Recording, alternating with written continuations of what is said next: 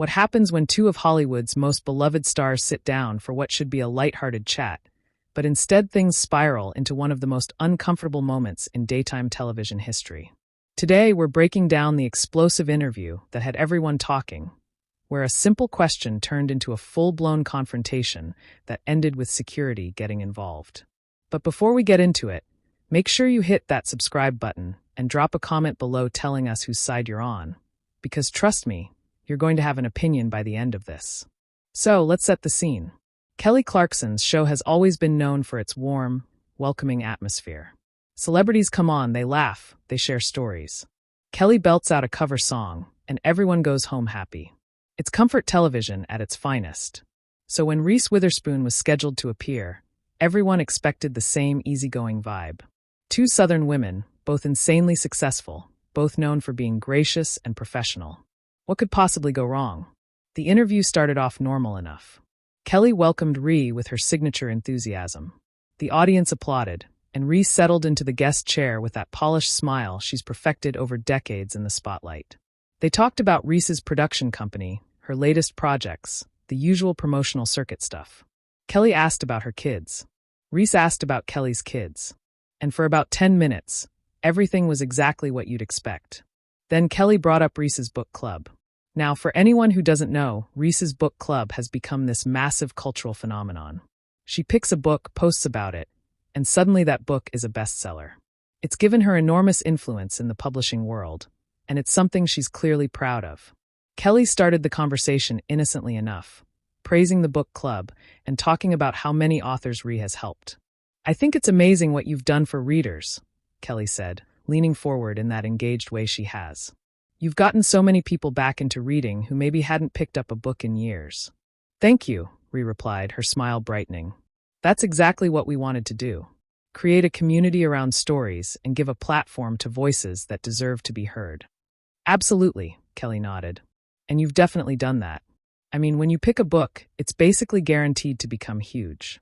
That's incredible power to have." Something shifted slightly in Reese's expression. It was subtle, just a small tightening around her eyes, but if you were paying attention, you could see it. "I wouldn't call it power," she said carefully. "I'd call it influence, maybe, but it comes from a genuine place. I only recommend books I truly love."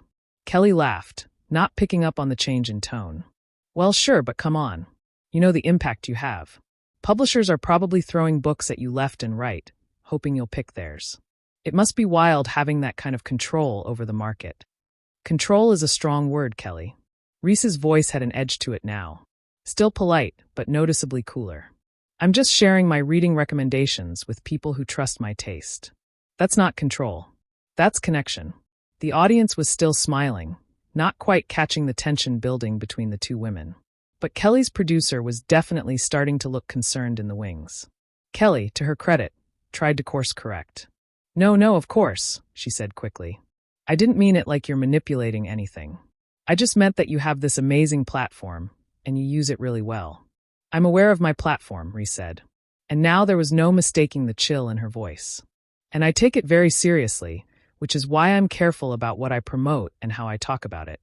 I don't treat it like some casual hobby." Kelly blinked, clearly thrown by the sudden defensiveness. "I never said you did." "You implied it," Reese countered. "Saying I have control over the market, asking about publishers throwing books at me, like I'm just sitting on some throne, deciding what people should read for my own benefit." "That's not what I meant at all," Kelly said, her own voice taking on a firmer quality now. The smile was still there, but it had gone stiff. "I was complimenting you." "It didn't sound like a compliment," Reese shot back. "It sounded like you were reducing something I've worked incredibly hard on into some kind of power trip." The studio had gone quiet. The audience wasn't sure if this was a bit or if they were witnessing something genuinely uncomfortable. Kelly glanced at her notes, clearly trying to figure out how to salvage this. "Ree, I think maybe we're having a miscommunication here," Kelly said, her Texas accent getting a bit thicker the way it does when she's stressed. "I genuinely meant it as praise. I think your book club is fantastic. I've bought books because of your recommendations." "Have you read them?" Reese asked pointedly. Kelly paused. "Some of them? Yes, but not all of them. I don't have time to read every single book you recommend." "No," Kelly admitted, a flash of irritation crossing her face. I have a daily talk show, 2 kids, and about 15 other jobs. I read when I can. Then maybe don't speak so definitively about what my book club does or doesn't do, Reese said coldly. Now, Kelly's professional mask was starting to crack. Excuse me? You're sitting here making assumptions about my work, about my intentions, about how the publishing industry interacts with me, and you're admitting you haven't even engaged with the content enough to understand what we're actually doing. I was trying to have a conversation, Kelly said, her voice rising slightly. This is a talk show. We talk. I ask questions. That's literally the format. And I'm answering your questions, Ree replied, matching her energy. You just don't like the answers. Kelly sat back in her chair, visibly frustrated now. The audience was completely silent, watching this unfold with the kind of horrified fascination usually reserved for reality TV, not daytime talk shows. You know what? Kelly said, her voice tight. I think we need to take a breath here. This has gotten way more intense than it needs to be. I'm perfectly calm, Reese said, though her rigid posture suggested otherwise. You're the one who seems upset. Because you're attacking me for asking a question, Kelly fired back. I invited you on my show. I've been nothing but complimentary, and you're acting like I insulted your entire career. You dismissed my work, Ree insisted.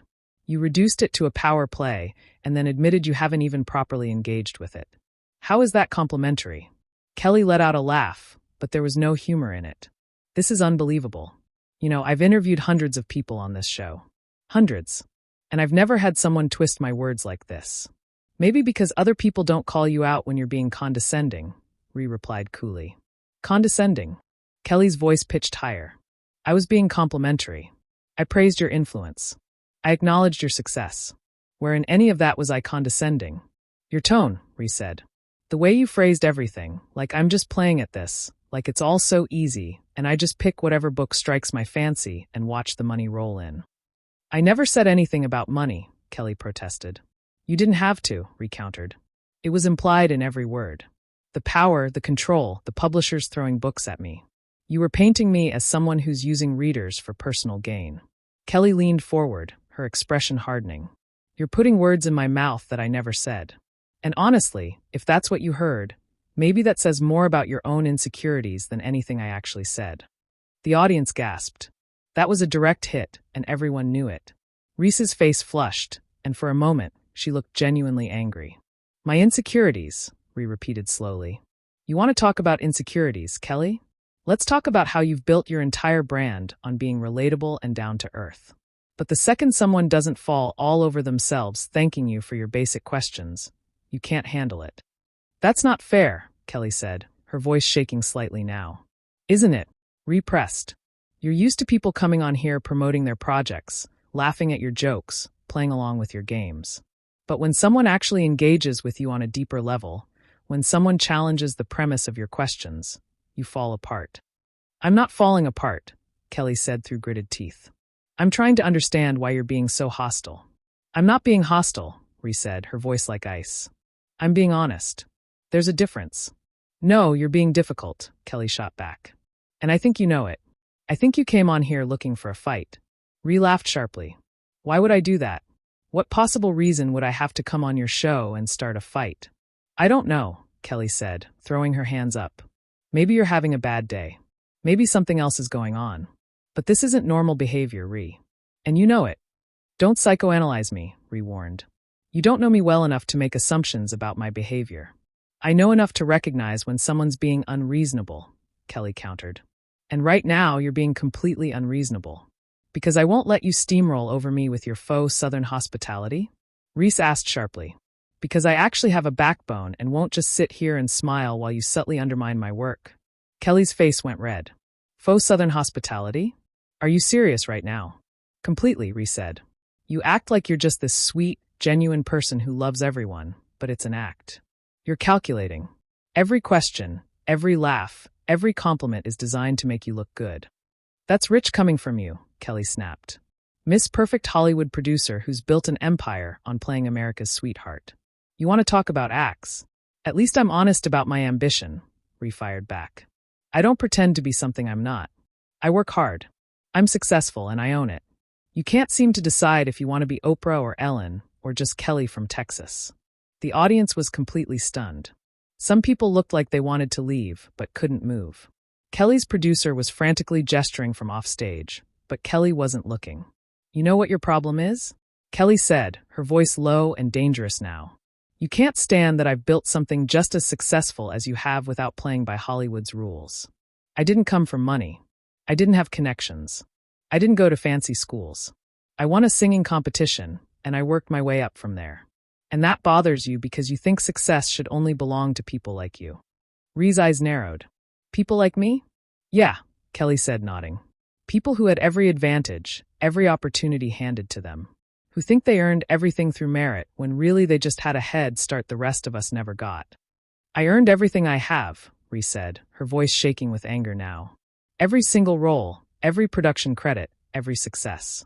Nobody handed me anything. Please, Kelly scoffed. You grew up in Nashville with 2 parents who supported your dreams. You went to Stanford. You think that's the same as growing up in Texas, barely scraping by, hoping someone would give you a shot. This isn't about who had it harder, Reese said coldly. This is about you not being able to handle someone calling out your passive-aggressive questions.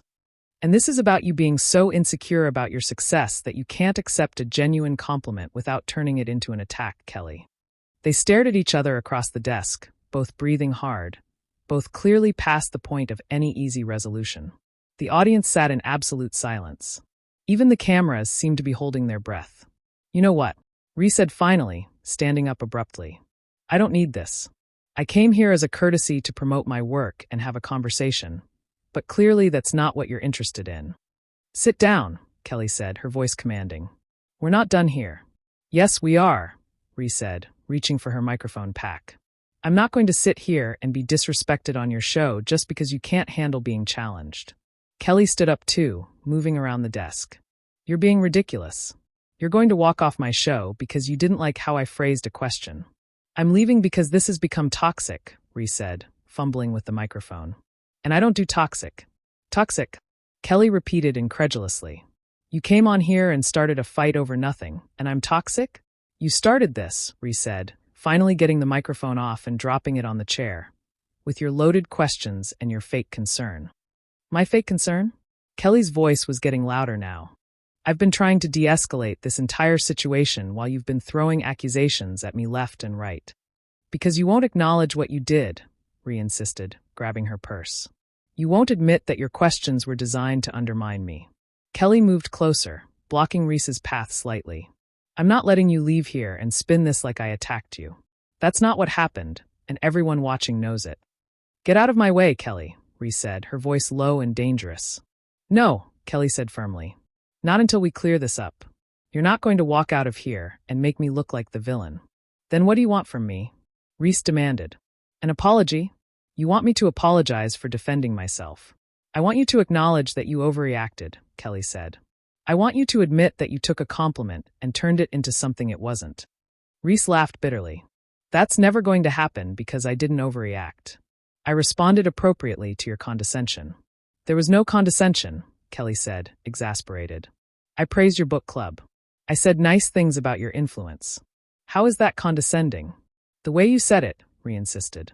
The implication behind every word. You were suggesting I'm manipulating readers for my own benefit. That's your interpretation, Kelly shot back. That's not what I said, and it's not what I meant. You're projecting your own issues onto my words. Stop trying to therapize me, Rhea snapped. You're a talk show host, not a psychologist. And you're an actress, not a victim, Kelly fired back. But you're sure playing one right now. The audience gasped again. That was another direct hit. And this time, Rhea looked genuinely shocked. For a moment, neither woman spoke. The tension in the studio was suffocating. Wow, Rhea said finally, her voice quiet but sharp. So that's what you really think? That I'm playing victim? Kelly opened her mouth, then closed it, seeming to realize she'd gone too far. Rhea, I didn't mean. No, you meant it, Rhea cut her off. You've been holding that in this whole time. You think I'm being dramatic. You think I'm making a scene for attention. That's not what I said, Kelly protested weakly. It's exactly what you said, Rhea countered. You just finally said it out loud. And you know what? At least now I know where we really stand. She moved to step around Kelly, but Kelly grabbed her arm. It wasn't aggressive, just enough to stop her, but Rhea immediately pulled away. Don't touch me, Rhea said sharply. I wasn't, Kelly started. But Ree was already backing away. This is assault, Ree said, her voice rising. You just grabbed me. Everyone saw it. Oh, come on, Kelly said, frustration evident in every word. That was not assault. I barely touched your arm. You put your hands on me without permission, Ree said. In front of cameras. In front of an audience. That's assault. Kelly looked around helplessly. At her producer, at the audience, at the cameras. You're being absurd. I touched your arm to try to keep you from leaving during a live interview. You had no right to touch me at all, Ree insisted. I said I was leaving. You don't get to physically prevent me from doing that. I wasn't preventing you from anything, Kelly said, her voice strained. I was trying to have a conversation. By grabbing me? Reese's voice was getting higher, more agitated. By physically stopping me? The producer finally rushed onto the stage along with 2 security personnel. The producer immediately went to Kelly, speaking to her in urgent whispers while the security guards positioned themselves between the 2 women. Ma'am, we need you to calm down, one of the security guards said to Ree. I am calm, Ree said, though she clearly wasn't. I'm trying to leave and she won't let me. You're free to leave, the producer said quickly, shooting Kelly a look. Of course you're free to leave. We just want to make sure everyone's okay. I'm fine, Ree said curtly. I'll be even better once I'm out of here. Kelly stood there, her arms wrapped around herself, looking completely shell-shocked. The audience was murmuring now, some people taking out their phones despite the no-recording policy, others just staring in disbelief. Kelly, do you have anything you want to say? The producer asked quietly. Kelly looked at Ree, who was already heading toward the stage exit, flanked by security. I'm sorry you felt attacked, Kelly said, her voice carrying across the studio. That was never my intention. Ree paused, turning back slightly. You're sorry I felt attacked? Not sorry for attacking me, just sorry for how I felt about it. I didn't attack you, Kelly said, sounding exhausted now. I asked you about your book club. That's all I did. And I'm done explaining why that was problematic, Ree said. I'm done with all of this. She turned and walked off the stage, security following her. The studio doors slammed behind her, the sound echoing through the silent space. Kelly stood there for a long moment, looking lost, before finally turning to face the audience. Well, she said, her voice shaky, attempting a laugh that didn't quite land. That was unexpected. No one left. The audience just stared, still processing what they'd witnessed. The producer was back at Kelly's side immediately, and you could see them having a heated discussion.